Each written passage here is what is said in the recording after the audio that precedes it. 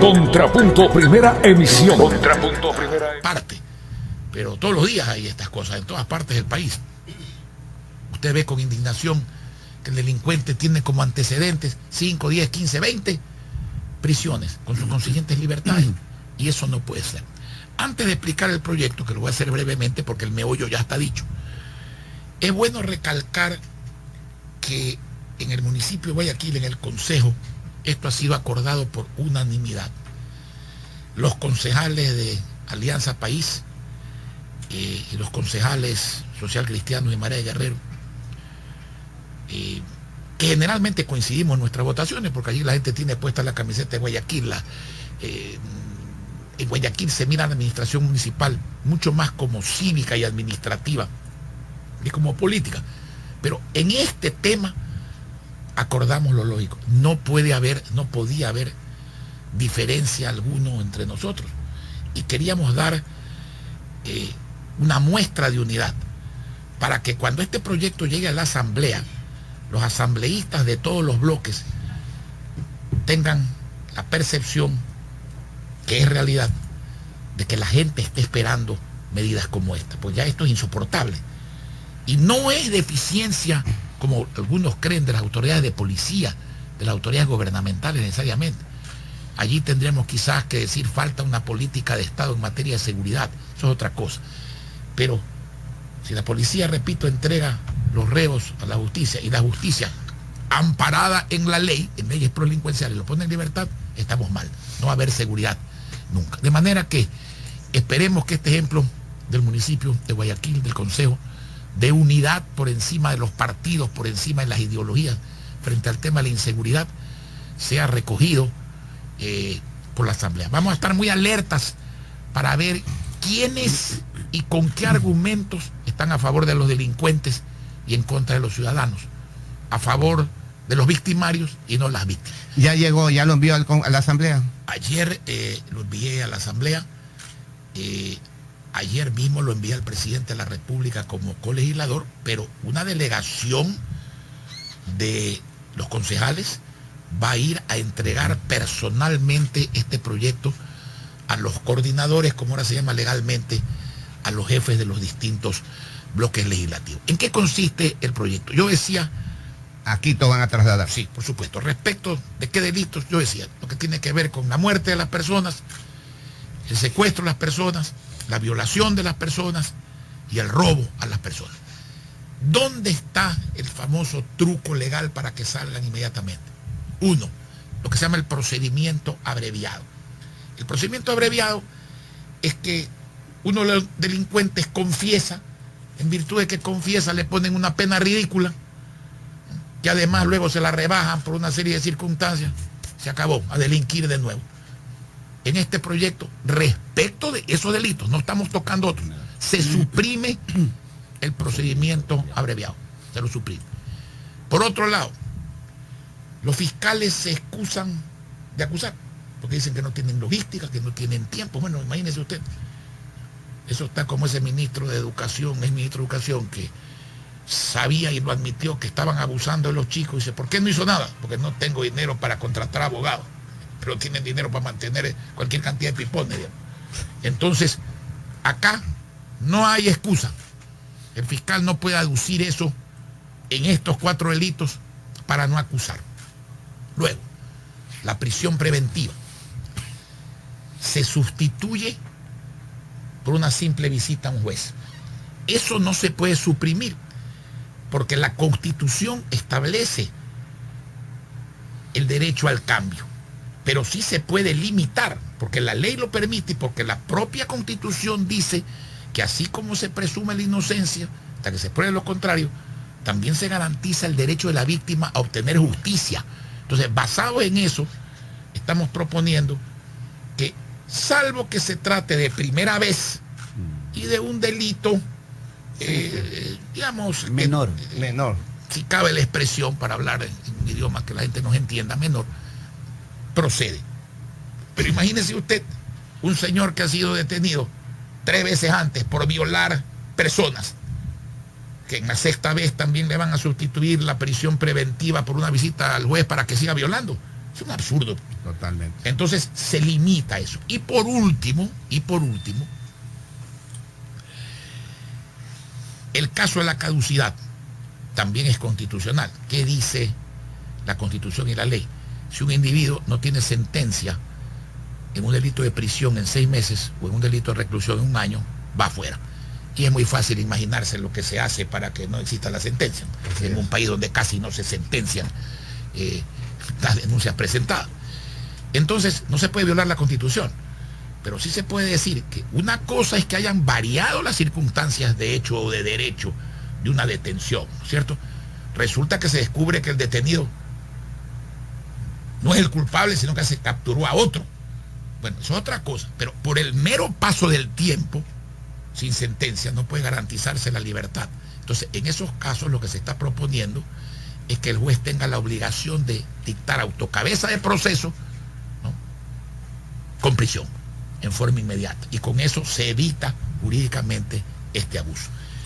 Y también hubo una propuesta del concejal Navarro que nos pareció procedente, y él decía, bueno, en estos delitos, en caso de delito flagrante, además de flagrancia, de que se pesque, ¿no es cierto?, mientras cometen el delito, no cabe que se cubran los rostros de estos criminales, Sí, ¿no es cierto? Totalmente. Entonces eso lo estamos poniendo, la obligación de presentar en esos casos con el rostro descubierto a la prensa y a la ciudadanía, Lógico. ¿no?, a estos delincuentes. En eso consiste el proyecto. Y repito, vamos a estar muy pendientes de ver con qué argumentos es que hay personas que están a favor de los delincuentes y no a favor de la sociedad. Respetar el derecho humano, los derechos humanos de los delincuentes, es correcto. Y hay que hacerlo. Todo ser humano, por perverso que sea, tiene derechos humanos. Pero eso no implica irrespetar y burlarse de los derechos humanos de los ciudadanos, pues, que también tienen derechos humanos, pues, y son inocentes. Los derechos humanos de los delincuentes no incluyen la impunidad. Y peor puede ser la ley, el vehículo para alcahuetear este tipo de circunstancias. A propósito de lo que indica el señor alcalde, el concepto primario de la ley en el momento de sancionar es desalentar el cometimiento de otros delitos por parte de Pero otras el de estas personas. leyes ecuatorianas Ya. es alentar. Claro. Es todo lo que, por eso le digo, en este es un país raro. Porque hay veces, mire, hay jueces serios, hay fiscales serios. En toda profesión y actividad hay gente seria y gente no seria. Pero es raro encontrar un país donde de la ley nazca la alcahuetería, la delincuencia y el ultraje a los ciudadanos en materia de seguridad. Y este país es uno de esos. A propósito de aquello, ahí viene la pregunta sobre la relación de robos en función de los montos.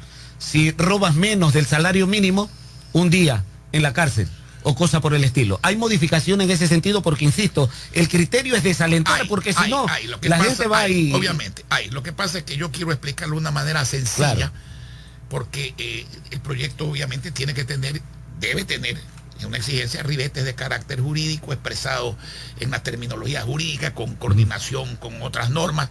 Entonces, así hay que presentarlo, pero esto tiene una explicación sencilla, y la explicación sencilla es la que he dado.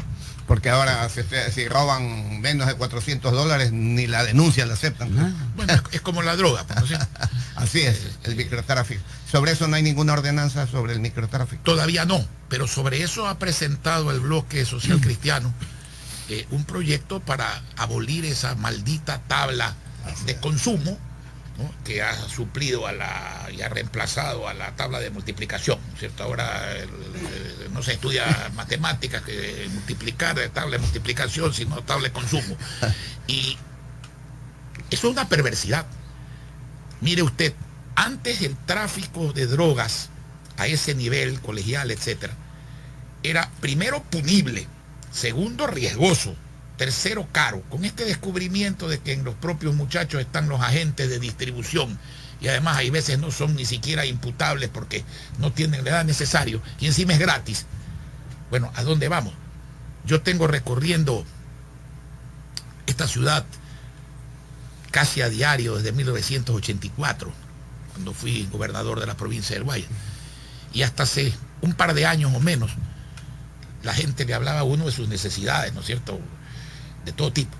La droga no era un tema último, de conversación cuando uno caminaba y conversaba con las personas. Hoy día casi es un tema permanente de familias de todo tipo, que dice, señor, pero ¿qué es lo que está pasando? Quiten esas leyes. Aparte de eso, el daño ya hecho hay que arreglarlo con institutos, con medidas para rehabilitar a los jóvenes que han caído en esto. Pero si no quitan ese tipo de leyes, entonces, otra vez, esas son leyes prodelincuenciales, están incentivando Totalmente. el delito, en vez de desalentar, como usted bien decía, y de combatir el delito. Y están jugando con la vida y el futuro de los jóvenes y de sus familias. 16 minutos para las 8 de la mañana, en cadena de emisoras, como todos los días, el señor alcalde de Guayaquil, el abogado Jaime Nebozadi. Hablando de leyes, ¿habrá alguna ordenanza para combatir la violencia contra la mujer? Sí, El femicidio. precisamente se aprobó también por unanimidad. ¿Cómo no se va a aprobar por unanimidad? ¿Qué persona normal puede no estar de acuerdo en combatir la violencia psicológica o física contra las mujeres? Sería un absurdo. Entonces se aprobó una ordenanza que regula el programa Mira Ya No Está Sola. Mañana, jueves, se aprobará en segunda. Pero lo importante de esta ordenanza es que no va a quedar en una ley de papel, como puede ser que suceda si se pone en vigencia con una ley que trata sobre el mismo tema, que todavía no entra en vigencia en el Congreso, en la Asamblea Nacional. ¿Por qué digo leyes de papel? Usted debe recordar que hace 50 años el doctor Otto Arosemena Gómez promovió y se obtuvo una ley para que las mujeres se jubilen con 25 años de aportaciones. ¿Sabe cuántas mujeres se han jubilado con 25 años de aportaciones en 50 años? Ni una. 0.0, efectivamente. Una ley de papel. Entonces, nuestra ordenanza aquí no solamente recoge el concepto, sino que regula la comunicación para concientizar, la coordinación con otras entidades para actuar, la capacitación de los que van a actuar, el seguimiento administrativo y procesal y el financiamiento del caso. Entonces sí vamos a tener una acción efectiva al respecto. ¿Hasta dónde esta ordenanza choca con alguna decisión de la Asamblea Nacional? No, la Asamblea Nacional más bien ha aprobado una ley, ha tenido sus discusiones porque alguien trató por allí de meter en esa ley asuntos polémicos que no tienen nada que ver realmente con el combate a la violencia psicológica y física contra la mujer, pero la Asamblea aprobó la ley, está para conocimiento del presidente de la República. Esta ordenanza va en esa línea, pero repito, aterriza en la parte del proceso para lograr eficacia en las medidas a través de concientización, coordinación, seguimiento, financiamiento y capacitación. Denuncia. Obviamente. O sea que si una mujer es maltratada puede llegar a una oficina municipal que va a ser destinada y ellos actúan. Por supuesto, y eso tiene coordinación, por ejemplo, con la Fiscalía siempre, y tiene coordinación incluso con las autoridades laborales. Vamos a decir que se detecta que el acosador o el agresor trabaja en una empresa público-privada, entonces hay que también poner en conocimiento de las empresas para que actúen aplicando las leyes con severidad que son pertinentes a un empleado público-privado que comete ese tipo de delitos. 13 minutos para las 8 de la mañana, 13 para las 8 con el abogado Jaime Nebozadi en cadena de emisoras. Pasando a otro tema, señor alcalde. El presupuesto del Estado, ya lo conocemos, el del municipio también. Hay diferencia entre el uno y el otro. Se mantiene el 1585, el Estado mantiene al revés el 1585, pero 85 para gastos y 15 para obras. Bueno, sin ser exacta en la cifra del Estado, ya usted ha dado la respuesta. Sí, nosotros, miren, un presupuesto de una entidad estatal o privada, ¿qué debe ser? Un instrumento de desarrollo para hacer crecer la empresa privada, para hacer crecer en beneficio de los ciudadanos, cosa muy distinta, la empresa pública, llámese municipio, prefectura, país. Muy bien. Por eso el presupuesto del municipio de Guayaquil sigue creciendo pese a que los impuestos bajan. Y ojo, esta es una noticia importante. Este año nos toca subir los avalúos, ponerlos a nivel real. Para muchos alcaldes, subir los avalúos lo ven con mucho agrado porque suben los impuestos. Suben los Nosotros en el mismo porcentaje que subimos el avalúo para adecuarlo a la realidad, bajamos los impuestos para que la gente siga pagando lo mismo.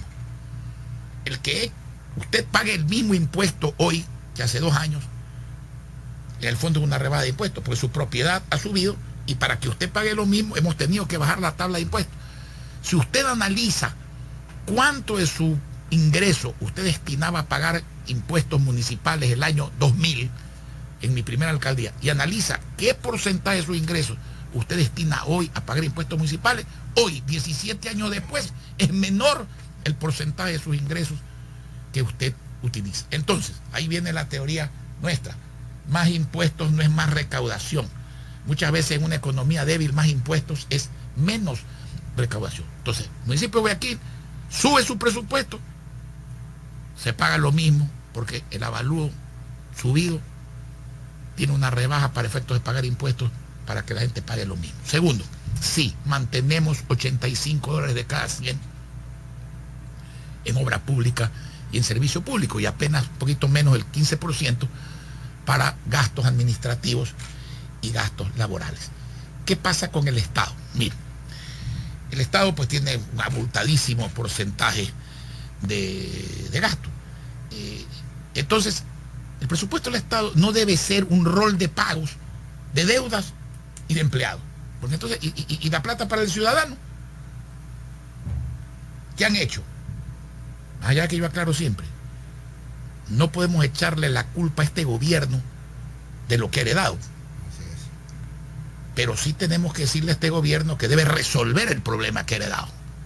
Entonces, ¿qué propuso ese equipo que ya no está en su mayoría para este nuevo presupuesto? Dicen que han bajado la deuda, 2.000 y pico millones. ¿Cómo han bajado la deuda? Le pagan al Banco Central con papeles del propio gobierno. Una deuda a más largo plazo. Entonces yo pregunto, la plata que se llevaron del Banco Central no era parte del encaje bancario, que es lo que los bancos tienen allí para asegurar circunstancias X, depósitos de los ciudadanos, la plata de los municipios. Dime una cosa, si uno gira, ¿con qué va a pagar uno? ¿Con los papeles del gobierno? No. ¿A quién? Entonces, eso, en mi concepto, lo que debió decirse es la verdad. Señores, esto de llevarse la plata del Banco Central no se debe hacer y este gobierno no lo va a volver a hacer. Ahora, lo hizo el gobierno pasado. ¿Tenemos la plata, diría el gobierno, para devolver esta obra? No, no la tenemos, eso también lo sabe la gente. Entonces, haga un plan de pago serio, pero no diga, bajamos, institucionalizando aquello de 2 errores hacen un acierto, vamos a pagar, ¿no es cierto?, con papeles, porque entonces eso es un precedente funesto. Mañana alguien vuelve a hacer lo mismo, ¿no?, y paga con papeles. No hay baja de deuda, eso es un engaño. Luego, los gastos han subido un poquito, pero han subido. El ejemplo debe darse, ¿no es cierto? Y lo vuelvo a decir aquí, una persona que pesa, que no tiene exceso de peso, usted le dice baje el 10% de su peso, le es difícil. Pero un gordo que pesa 400 libras, un obeso, usted le dice baje el 10%. No es nada. Mi amigo, no es nada, ¿no es cierto? Entonces, ¿por qué el Estado no puede bajar un 10% de su gasto? Y luego la obra pública se baja $700 millones. Entonces, en síntesis, es menos para el pueblo, más para el Estado. Cuando un presupuesto, para hacer presupuesto de desarrollo, de obra, de servicio, generador de crecimiento de empleo, debe ser siempre mucho para el pueblo porque es su plata y poco para el Estado para administrar. Esa es la diferencia. Hoy, en esta situación que usted le ha escrito, ¿cómo debería de solucionarse ese bendito problema? Debería de bajarse el gasto público. Y ojo, yo no estoy sugiriendo ni mucho menos desempleo masivo ni nada de eso. Usted sabe cuántos vehículos, cuántos gastos hay en los vehículos, cuántos viajes, cuántos celulares, cuántos edificios innecesarios que se los llena en vez de venderlos. Por ahí tienen que empezar y es fácil bajar un 10%.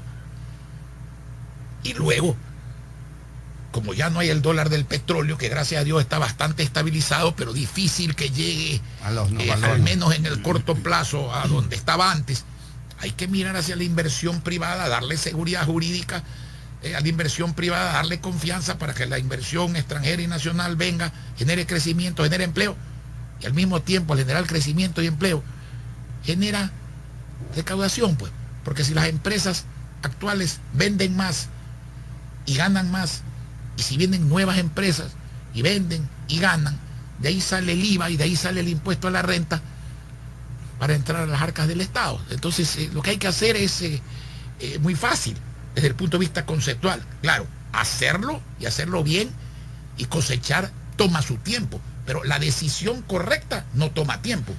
El problema es que si toman decisiones incorrectas, las cosas son complicadas. ¿Y la renegociación con la deuda con China, eso ayudaría? Pero por supuesto, pues toda renegociación que amplíe el plazo y baje los intereses está reduciendo el monto comprometido por año, y por lo tanto ese dinero que queda debería quedar para invertirlo en obras y servicios públicos. Señor alcalde, se nos viene el tiempo corto, faltan 6 minutos para las 8 de la mañana. Hablemos del mercado del río. ¿Qué es el mercado del río Guayarte? Bueno, Guayarte es un programa de arte urbano. Estamos firmando el contrato, creo que se firmó ayer. Va a ser un proyecto maravilloso, ya se ha ampliado a ciertos niveles.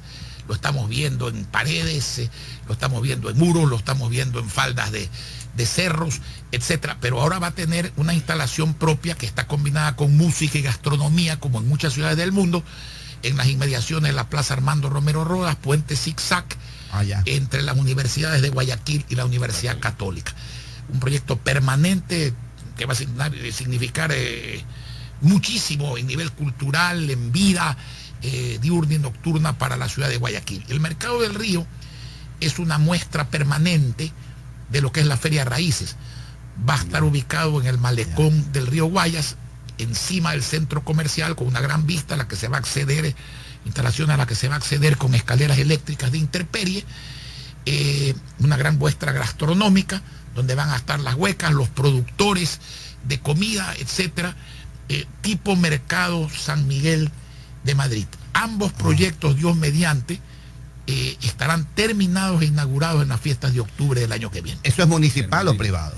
Eso es municipal, pero el caso del Mercado del Río se concesiona su administración a grupos especializados. ¿Y para cuántos comerciantes? Bueno, el plan de negocios no lo conozco todavía, pero repito, una vertiente son las huecas, otra vertiente son los productores de determinados alimentos, otra vertiente son los que tienen una actividad relacionada con la gastronomía, y todo esto con atención permanente al público, música, buen servicio, buena vista, etcétera, al río Guayas. ¿Esto es donde estaba instalado, en el edificio donde había el Gran Comercio, me parece un negocio? No, esto es en el centro comercial, a la altura de la calle Sucre, por ahí, y Malecón. Sucre y Malecón, correcto. Señor alcalde, se viene la Navidad. ¿Qué tiene el municipio? ¿Qué prepara el municipio para estas Navidades y fin de año? ¿Qué no tiene, digamos? Porque cada año vamos haciendo más cosas. Viene Navidad es una fiesta tradicional, familiar, de niños, católica. Es una fiesta, como yo digo siempre, donde uno debe sentirse feliz de dar, no de recibir. Y en eso hay que estar consciente. No hay gente que lo atesora todo como que si en la caja pudiera llevarse algo. Cuando uno se muere, uno no se lleva lo que tiene, se lleva lo que ha dado, que es todo lo contrario. Y la familia le pone el traje más viejo. Bueno, alguien usa el nuevo después. En todo caso, ¿qué hay? Hay la fiesta de Año Nuevo, claro, que este año la vamos a extender hasta las 3 de la madrugada, no como hasta las 10 de la noche, que es un gran espectáculo absolutamente gratuito. Hay el concierto, esto es nuevo, de la Orquesta Filarmónica de Guayaquil, que se hará en la Catedral con villancicos y todo. Ya vamos a dar la fecha. Hay el desfile de luces LED, que es este 16. El sábado.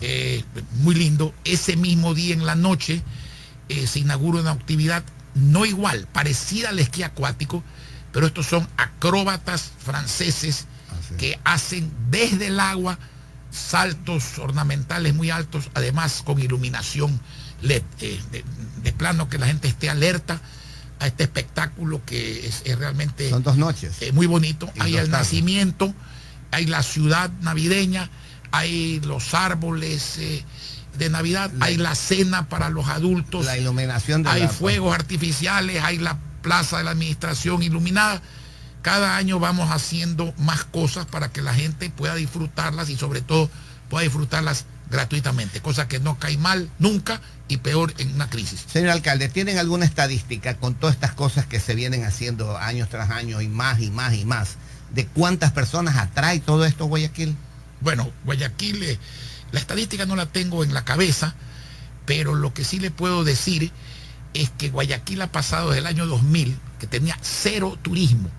Yo siempre repito, en Guayaquil se venía a estudiar, a visitar a un amigo, a hacer un negocio, siempre fue la capital económica del país, pero hacer turismo, nunca. Nada. Yo recuerdo cuando aquí venía un extranjero, salía corriendo. El mejor sitio para llevarlo era el cementerio, porque era lo único que podíamos exhibir. El mejor de América.